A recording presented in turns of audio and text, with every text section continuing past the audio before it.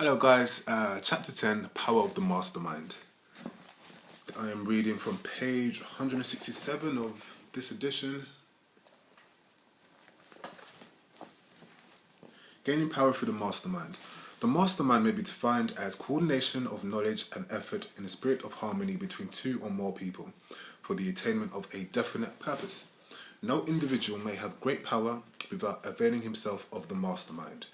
In a preceding chapter, instructions were given for the creation of plans for the purpose of translating desire into its monetary equivalent. If you carry out these instructions with persistence and intelligence and use discrimination in the selection of your mastermind group, your objective will have been halfway reached, even before you begin to recognize it. So you may better understand the intangible potentialities of power available to you through a properly chosen mastermind group. And I will stop there. Now, this video will be dealing with what it exactly means. Spirit of harmony. What does that mean? What does that actually represent? Because it doesn't really add color to it enough in this chapter or throughout the entire book. And the second thing that I wish to address is how or what is the best way to properly choose members of your mastermind group so that you can get a group in a spirit of harmony. Now, for me to define a spirit of harmony, I had to go to another book called The Law of Success, which was also written by Napoleon Hill. In case you guys didn't know, the Think and Grow Rich book was published in 1937. The Law of Success was published in 1925. Now, from what I've read, from the articles I've read and the various reviews, the Law of Success goes more deeply into certain aspects which are mentioned in the Think and Grow Rich book. I'm going to look at the camera which is there.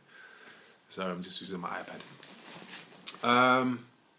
So I've read The Law of Success and it is completely true. It does go into more detail. It's a little bit more long-winded because sometimes goes a bit off, but it's fine. But anyway, let's get straight to it. Law of Success by Napoleon Hill, page 997. Let's see.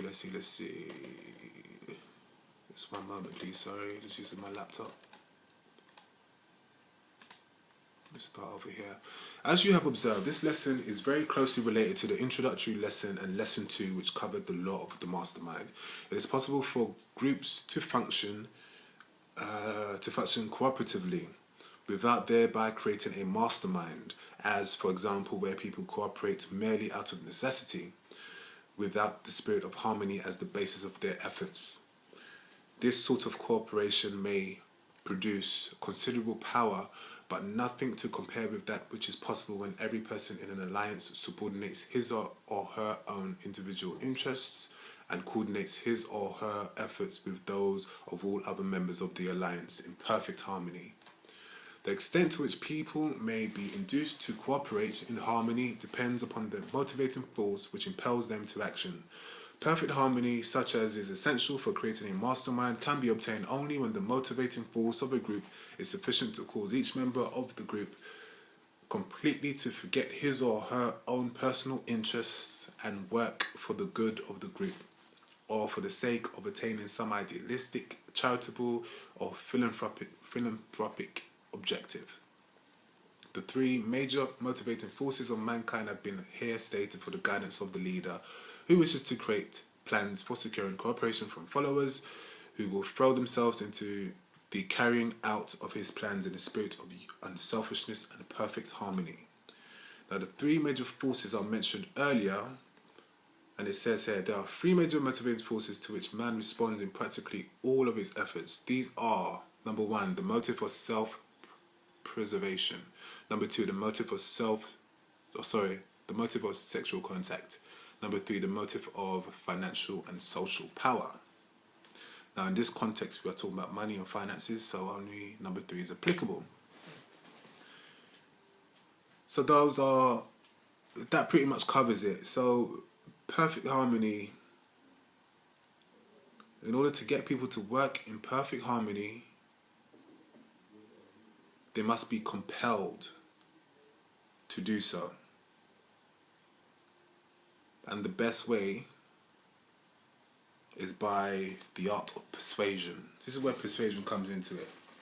If you have a business idea or you have a startup company and you wish to have mastermind members who you want to work in perfect harmony, this seems to be suggesting that there must be a motive of every single person in the group of significant, at least significant financial and social power. And I just want to repeat this again. Where people cooperate merely out of necessity without the spirit of harmony as the basis of their efforts, you're going to end up with a group which may be effective, but would not be as effective as a group which was working in the spirit of harmony.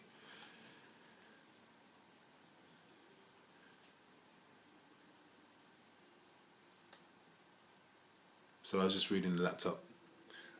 So, spirit of harmony has been defined. I believe that the best way to form a group of members who are working in a spirit of harmony is through experimentation, trial and error.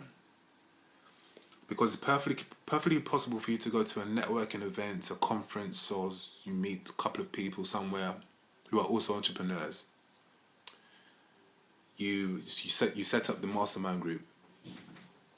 You're not guaranteed that every single member will be willing to work in perfect harmony. And the law of success also talks about this this innate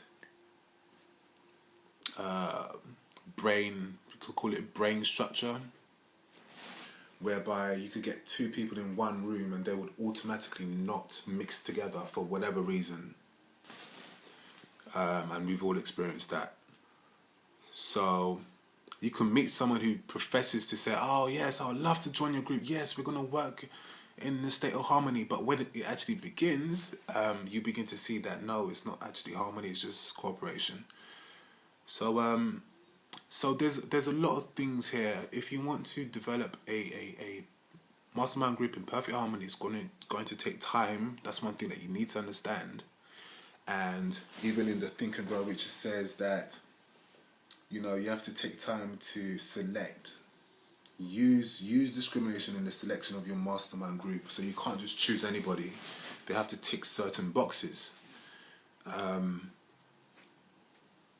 They must be properly chosen. Cream of the crop. Creme de la creme. Okay? My knee's hurting. As for, what was the other point that I wanted to raise? Perfect harmony and how to go about choosing people for your mastermind group. Yes, get yourself out there. Go to events, go to conferences, go to places like gyms, like bars, hotels. There's many different places that entrepreneurs tend to hang out. But it's important that you begin to actually put yourself out there.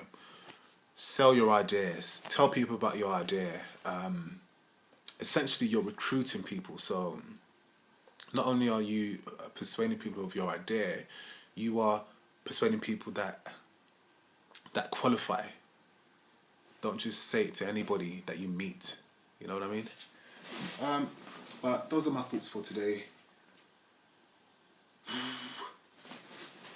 Guys, hope you enjoyed the video. Hope it was useful. Didn't really write any bullet points. It was just a bit off the top of my head. If you would like to join my study club for Think and Grow Rich, is going to be starting in late January. Send me an email. Leave your email below in the comment section below. My contact details are below as well. You can also check out my blog, which is tgrlondon.wordpress.com. If you want to suggest something that I should talk about or discuss, let me know. If you want to subscribe, it's up to you. It's not a problem. But wherever you are, I hope you have a brilliant day and hope you have a great, fantastic new year. Take care. Bye-bye.